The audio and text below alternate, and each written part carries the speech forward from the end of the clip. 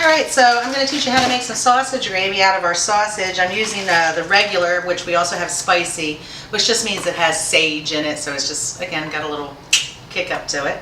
And what I like about these packs, what you can do is put them right back in the freezer. So this is frozen. I'm just going to open it. I'm going to take out the pieces I want that I'm going to use, and I'm just going to take out 4 pieces because I'm not cooking for an army today. I'll start out by putting these 2 out here. I've already started warming up the pan. And then what I'll do is stick this in a Ziploc and just stick it back in the freezer till the next time either I want to just fry some sausages or make gravy again. So even though I know where this meat's coming from, it's my meat, I still like to give it a quick rinse. So I just always give it a quick cold water rinse. You know, you don't really ever want to leave food sit in water directly like that. So, I mean, if you're thawing out a chicken or something, you know, you're not going to leave it there overnight, all night. But I just believe a moving water rinse is the way to go with foods. So these are my kitchen scissors, and what I do is I just start cutting little snippets off of here, like so. And they cut real easy because they're frozen. Don't cut your finger. And so this is a meal for maybe 2 people, you know. I'm using the 4 pieces, like I said. In my household, well, 4 pieces is probably enough for 1 person. And it's already smelling good. Now, the Berkshire hog, which is the hogs we raise, they produce a really good quality meat. And one of the trades, though, of it is it's a very lean meat. So you're not going to get a lot of fat. So that means you're not going to get a lot of grease in the bottom of the pan while you're cooking this.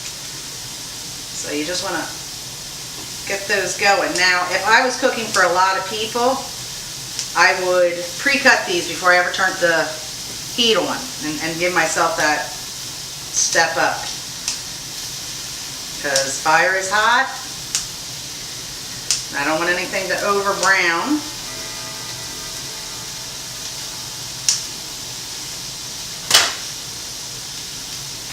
Grab a utensil. So I'm going to use a wooden spoon. Just keep them moving. And when they're this small, they cook really quick, which is nice. But they'll get finished off in the actual gravy. So once I get that gravy boiling, the centers of these little pieces will cook the rest of the way through. But I like them to be nice and browned, almost crispy before I ever start making the gravy in them. You know, and you're building up something to work with here. You know, you want a little drippings. So I'm just going to add a little splash of water in there, which is also going to help them cook. And this is such a quick meal. Such a quick, easy meal. Oh my goodness, that smells good. Some people like to cut up onion and add in there. Really, you can do just about anything. You can cut squash up in here. You can do anything you want, however you like it. But I'm just going for your traditional, straight up sausage gravy. Something you would get on the Lower Eastern Shore. A lot of people use ground sausage. I do not butcher my hogs that way. I only do the fingerling breakfast sausages. They're much easier to store and pack in the freezer. Okay. So we're going to let them keep browning. And now I'm going to add a little pepper. Because I like it to be a little spicy. Okay, and I have one little tiny thing I add, which is a browning sauce. And people always say, oh, how do you get your gravy so brown? Now I'm going to share my family secret. So just a dash. Good. And again, I'm going to stir that around because I want everything to take part in that. And once you start getting them red, I'm going to cut that fire down, you know. Oh boy, so this is what's going to make a really pretty gravy. There's nothing I don't like worse than gravy that looks and tastes like flour. So now we got a good start here. And speaking of flour, that's where I'm headed next. So I'm just going to take a little bit of flour first off, and I'm just going to sprinkle it.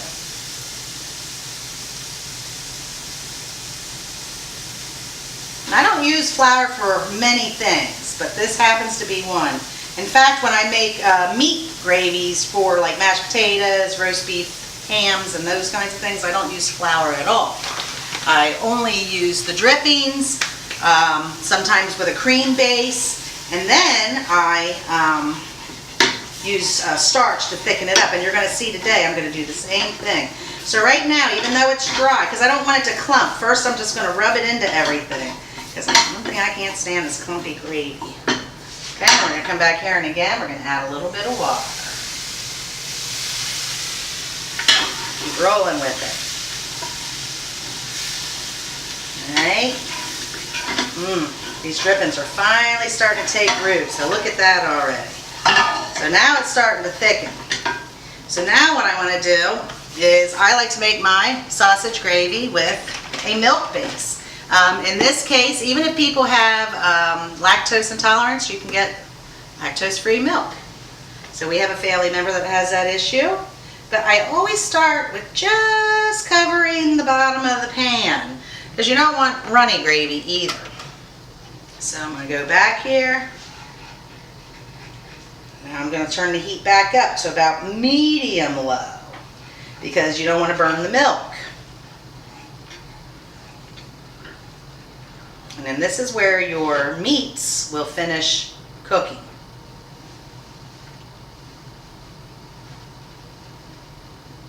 So that'll come to a little bubbly here in a second.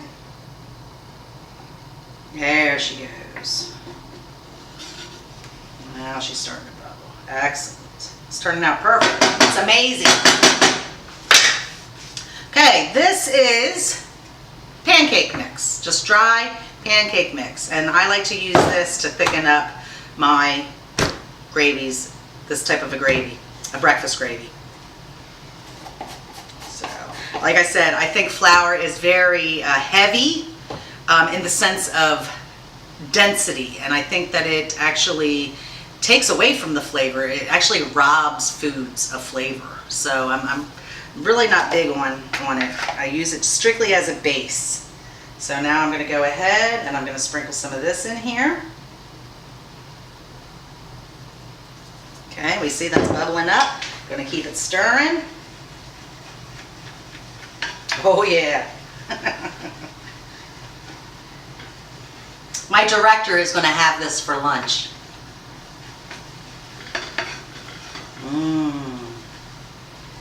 And I just like that to rest for a minute. And I'll go on the back side of the spoon. And then one more time I'm going to add water.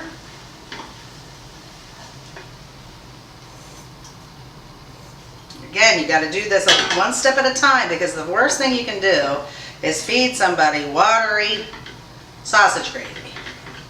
Then what you can do is you could have made biscuits for this. You could do some toast to pour over. And it just so happens I have some rustic bread here from the farmer's market from a dear friend of mine who sells this particular bread.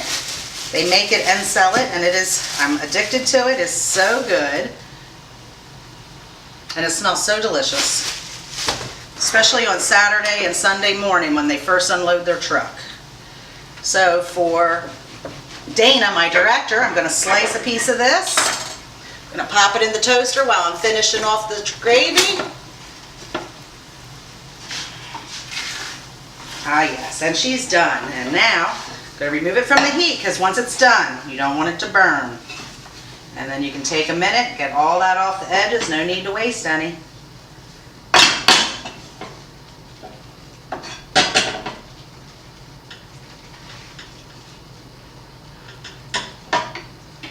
Just make sure there's not anything that needs to be rubbed out flour-wise. And the skin from the sausage is still going to be in there, but I fried it real nice and crispy, so it shouldn't have any. I mean, we're country people, we're used to eating it, but you could always take that wrap off if you wanted before you start cooking your sausage. Okay, here comes the toast.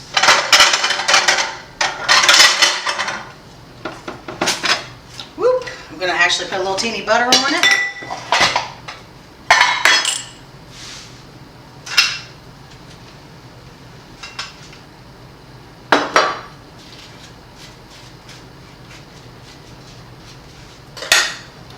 Spoon the sausage gravy. And this is what you call a rib sticking meal. Especially on a cold winter's morning where the kids getting ready to go out to school. This is good stuff. It's lean. It's good protein. And it'll get them a good start of the day. And fill them up. It'll fill you up. And all you need is a fork.